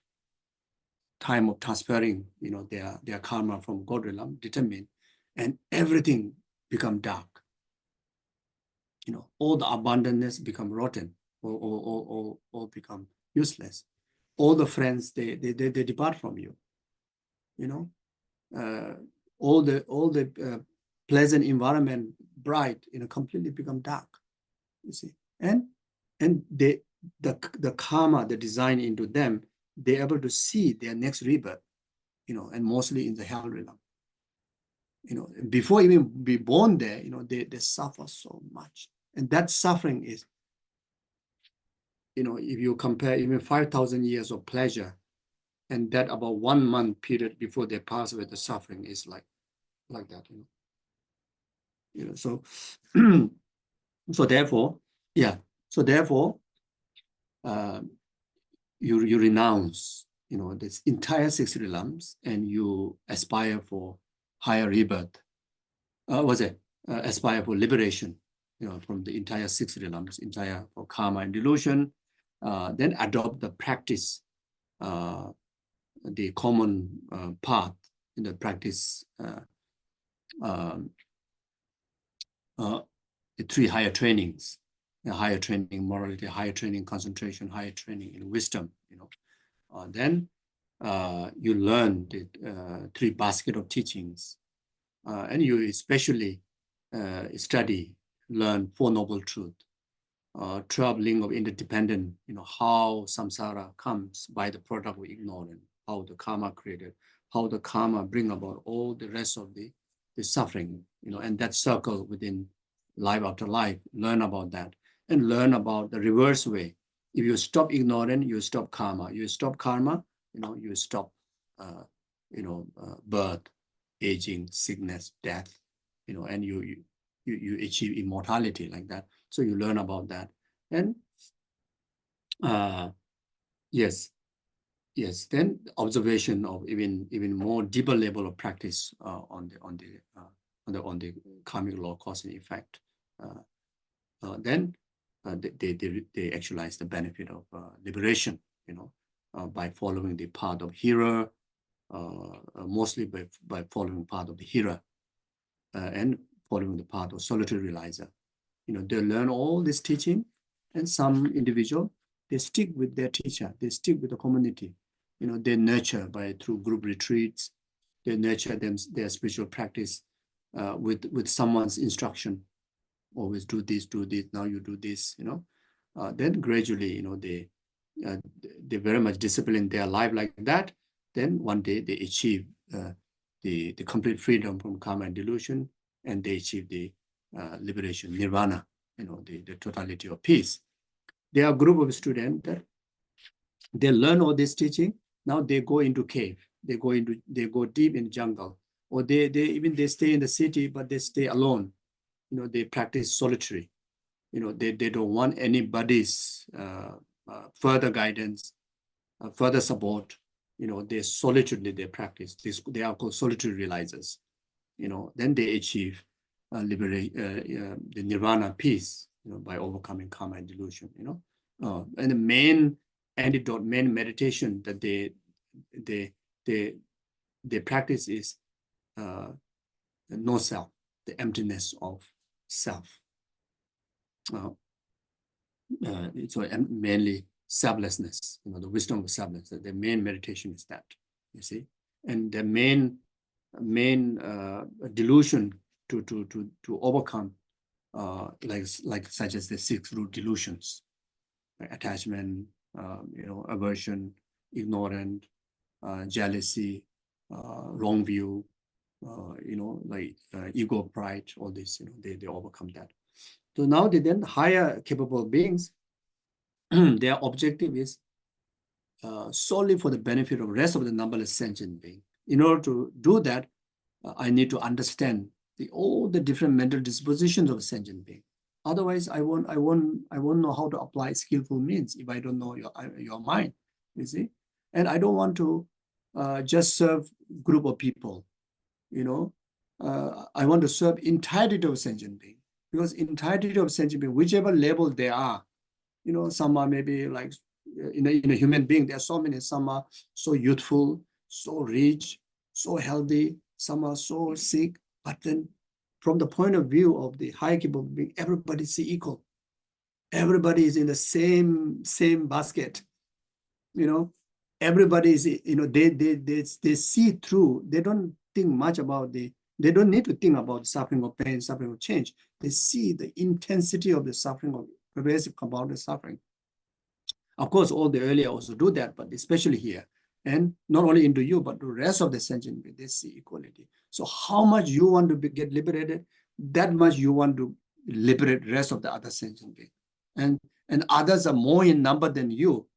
So the focus turns into others, you see. So then they learn the teaching on altruism, altruistic attitude, like bodhicitta, great love, great compassion, great empathy, then bodhicitta, then the altruistic wisdom of the emptiness, not just emptiness of self, but emptiness of the all phenomena, you see. So then there they make a commitment, to really to live a life like a Bodhisattva's way of life by taking the Bodhisattva precepts. Then intense practice of 6 perfection,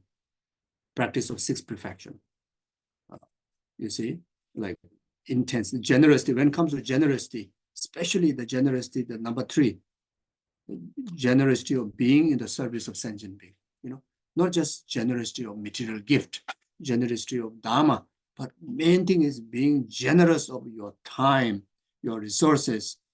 Even you are not with people, your heart is always in the concern of the well-being of numberless sentient beings.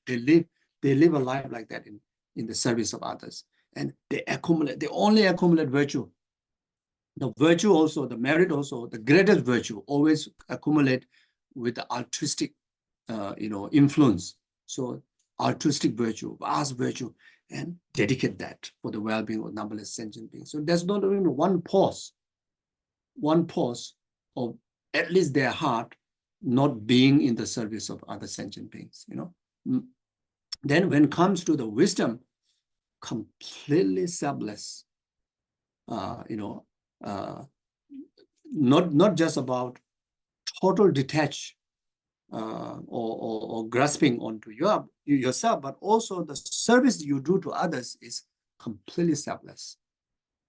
It's total altruism. You see. So then, rest of the other parameters they practice.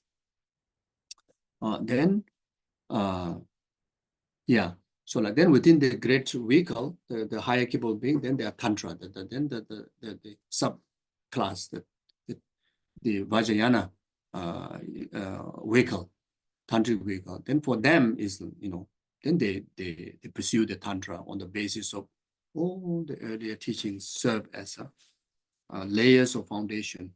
Now I must achieve enlightenment. Possible right now. Even if not within the retreat that you're going to conduct, intense retreat. If not, at least I will dedicate about 3 years, very intense, we call the great retreat period. If not, will try my best to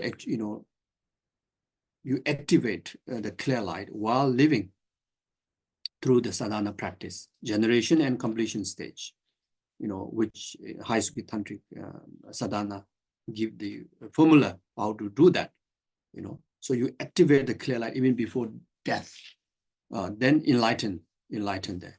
If not, at least enlighten the natural clear light occurrence, when our death occurs. So it's not much time. You see, at least within 100 years of like all of us, I think, I don't know, is there anybody who's going to live more than 100 years? I'm not. So I at least like kind of like next, I don't know, 50, 60, or I have no idea, I don't know. But whatever time I have, but when this natural clear light occurs, I want to make sure, I get the help of natural support with my consistent training in the daily yoga up to then, able to accomplish enlightenment in Dharmakaya. Because I cannot afford to go through even intermediate state because the sentient beings are unbearable suffering, like that, So if in case that fail, then I want to stay the full length of intermediate state, the 49 days, 7 weeks. I will try my best to get enlightened in Sambhopakaya in the first week, because the first week there's again natural support of the clear light, because there's another the complete death experiences like what we go through, not in the grosser body, but in the subtle body, the entire clear light process happens. You see, so therefore now, not only I practice using my gross mind, but I have to use my meditative mind. I do as much absorption meditation as possible. And that also take onto the path when you go to sleep, try to actualize dream yoga, try to achieve the dream yoga. So if I'm able to manage to do that, it will be so easy in the intermediate state. Whenever intermediate state that occur, clear light occur, I can take that onto the path. You see.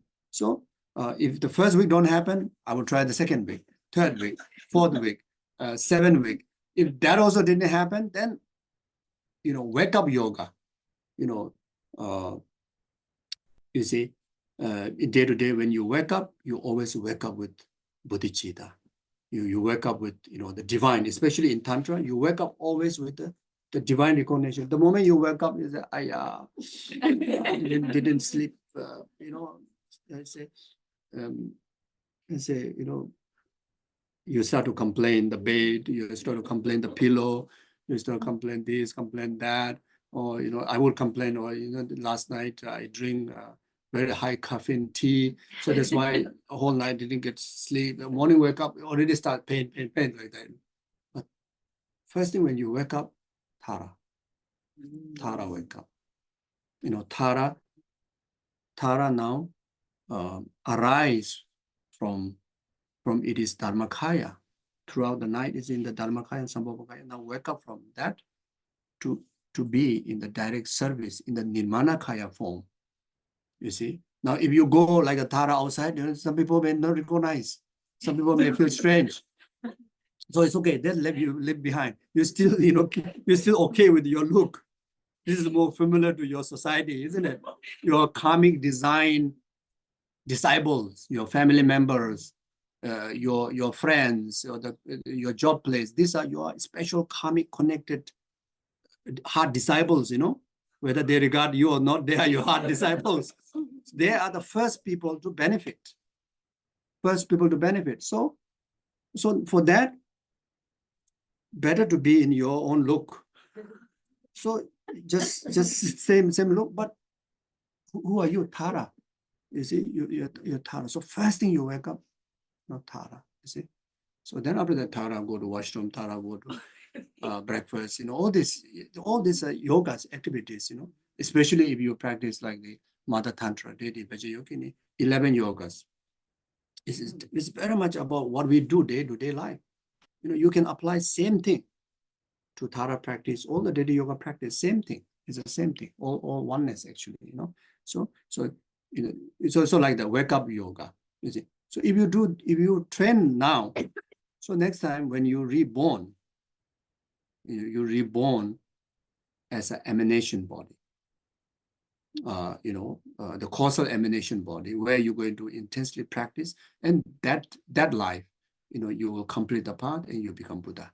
You become Buddha in the emanation, in the emanation Buddha, Nirmanakaya Buddha aspect like that.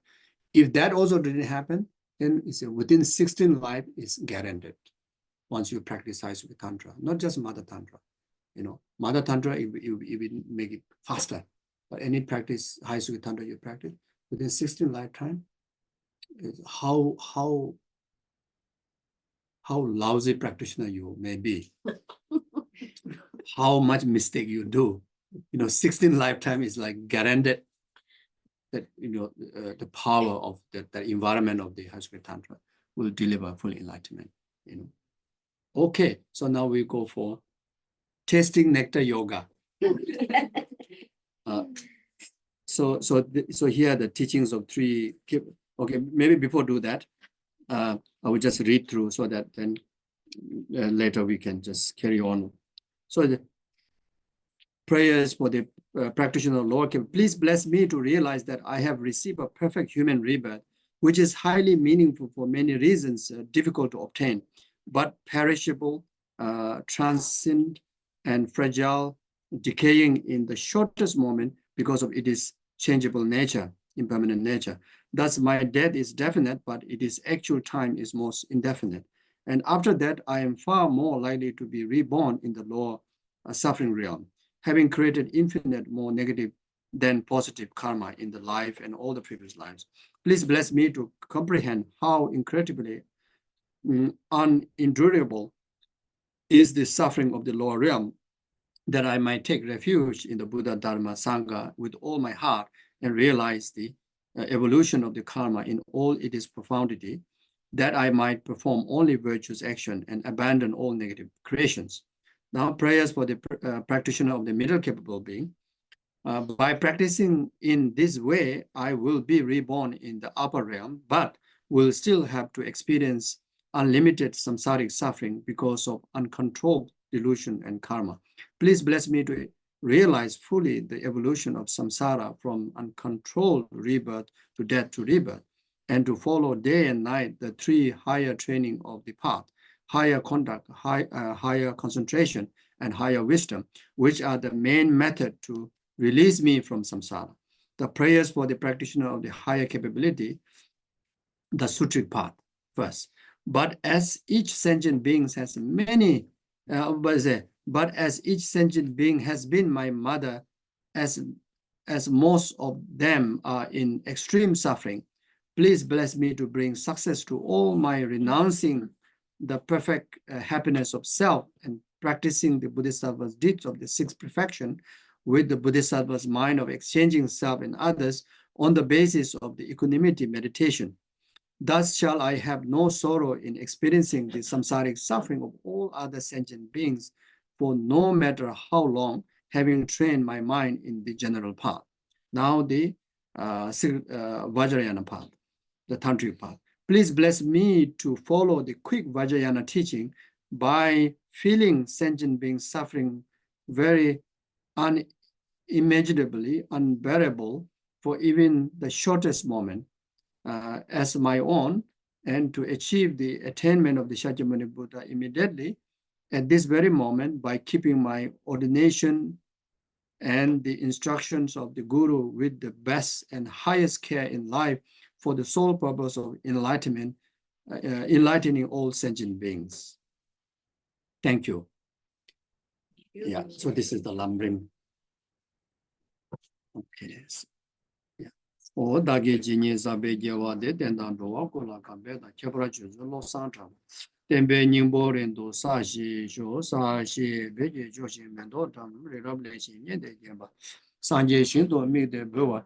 Dogo namda shin la chu bara sho chanchu semjo rimba je ma je panam je jo je gewa nye ba me ba yang kone kondo. Tonye dawa rimba je ma je panam je jo je gewa nye ba me ba yang kone kondo bewa. Dawa rimba je ma je panam je. Gone gondo bewara show put offering. Lama sanje lama che deshin lama gendunde kunji chebo lama. Lama namla che ba omo auma. Thank you. Thank you.